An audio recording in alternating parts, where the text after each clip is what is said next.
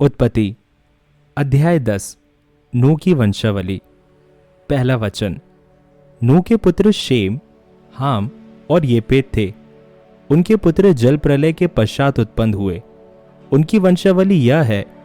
येपेत के पुत्र Gomer, Magog, मैदे, यावान, तूबल, मेशेक और तिरास हुए। गोमेर के पुत्र अश्कनज, रीपत और तोगर्मा हुए। और यावान के वंश में एलीशा और तरशीश और कित्ती और दोदानी लोग हुए।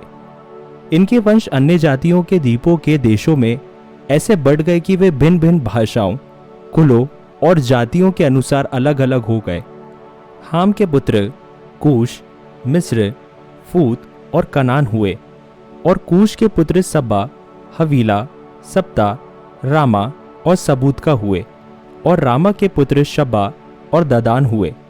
कूश के वंश में निम्रोद भी हुआ। पृथ्वी पर पहला वीर वही हुआ है। वह यहोवा की दृष्टि में पराक्रमी शिकार खेलने वाला ठहरा। इससे यह कहावत चली है, निम्रोद के समान यहोवा की दृष्टि में पराक्रमी शिकार खेलने वाला। उसके राज्य का आरंभ शिनार देश में बेबीलोन, एरेग, अक्कद और कलने से हुआ। उस देश से वह निकलकर अशूर को गया और नीनवे, रहोबोतीर और कलह को, और नीनवे और कलह के बीच जो रेसेन है उसे भी बसाया। बड़ा नगर यही है।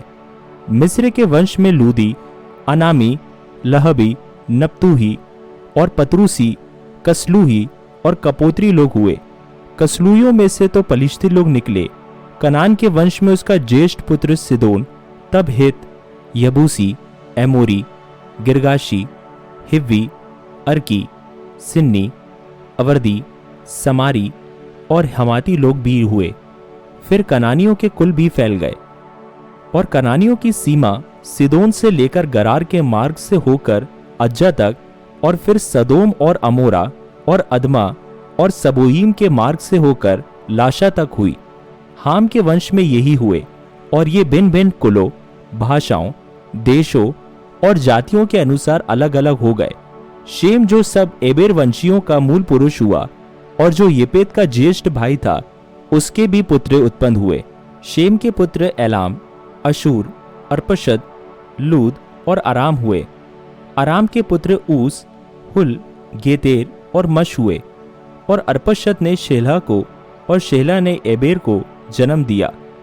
और एबेर के दो पुत्र उत्पन्न हुए। एक का नाम पेलेग इस कारण रखा गया कि उसके दिनों में पृथ्वी बढ़ गई। और उसके भाई का नाम योक्तान था।